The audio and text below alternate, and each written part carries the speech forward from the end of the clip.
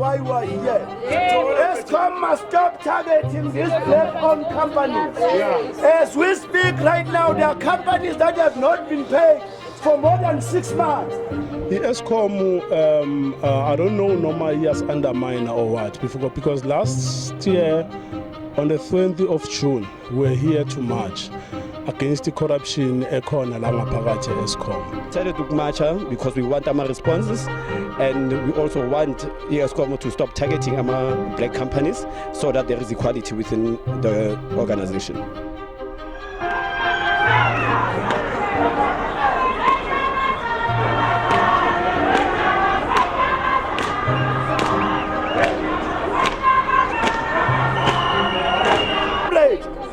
We want Eskom to listen to us very carefully. By coming here peacefully does not mean that we are scared of them. But sathola ukuthi current billing bam suspendile with pay, with salary. So now, but for us as African Security Congress, there was no response, Eskom or a communication ebenayo nathi to say, no, this is a decision that we took after your march. So how are they supposed to pay us as their employees? How are they supposed to manage their own companies?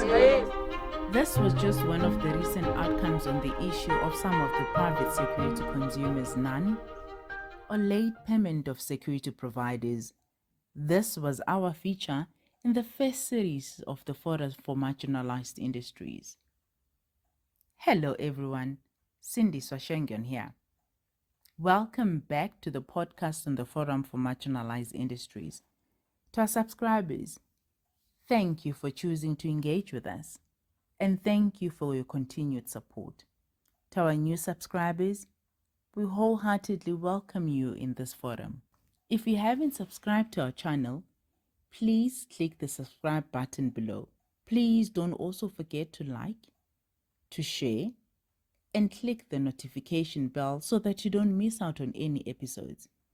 Please also make sure that you watch the full video, as you do not want to miss out on any array of issues confronted by these marginalized industries. In today's episode, we are wrapping up this issue by looking back at highlighting the ongoing struggles faced by the security industry in South Africa, which largely impacts on the growth and sustainability of the over 11,000 private security companies in this industry. The private security industry, as a result of the number of factors in which the scourge of crime is one of the major contributors, has realized exponential growth over the years, but its image continues to be tainted as it endures various challenges that require a collective and systematic approach in how it is regulated. When we began this series, we had a conversation with one of the worker representatives in the private security industry. Let us refer to some of the essential highlights that he had raised. To make sure that I create a relationship between the employer and employee. When you create that relationship, you now get being exposed to the problems now that the company is facing also. The affected companies that he just alluded to largely employs the 60% of the 540,000 workers who are always at the receiving end of the non-payment of invoices and the ill treatment of security providers by some of their consumers, in particularly government departments, parastatals, and other state agencies. The recent march by security employers at Eskom highlighted how fed up these employees are. Some of them have been retrenched, and some have been unemployed because of the ill treatment of the companies they worked for, whose contracts were ultimately or subsequently cancelled by the state utility.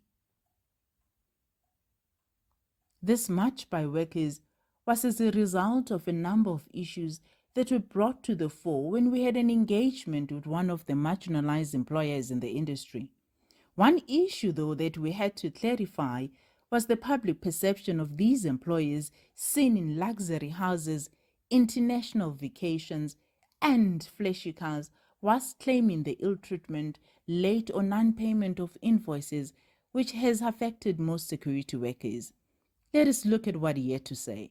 The perception is there, and we cannot deny the fact that there are some of the employers in the security industry that are exploiting their workers. It's happening. But the defining and disheartening moment of this feature was the engagement with one of the employees in the industry.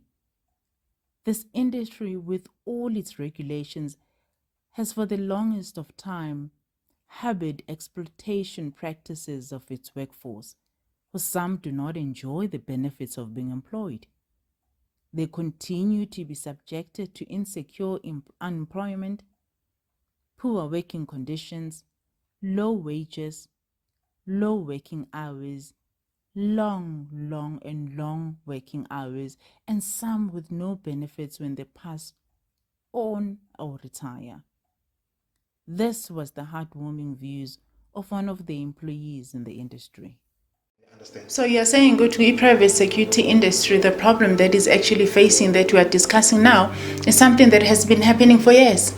For years and years. I remember one day listening to other SABC radio station. There was this Ndade from, let's say, the FM. I think it was Tusum Down, whereby he was talking about the companies from Velcom that didn't pay workers for 4 months.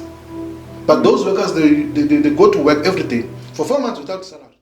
As we bring this matter to a close, we are to seal it off with a special feature on elections that took place on the 29th of May, where we unpacked different scenarios that will play out on voter discontent from a security perspective. What came out, though, from this particular podcast was a message of resilience and hope that this country of ours, although facing myriad of challenges, there is still a flame of hope in the hearts of South Africans. Thank you very much. It's good to have you here of the most important day that is coming on the 29th.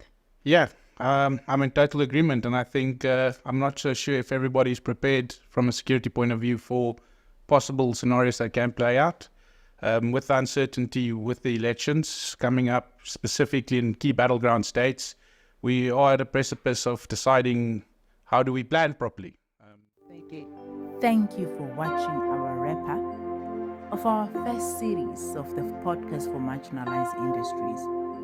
Please don't forget to subscribe, to like, to share, and click the notification bell as more is to come.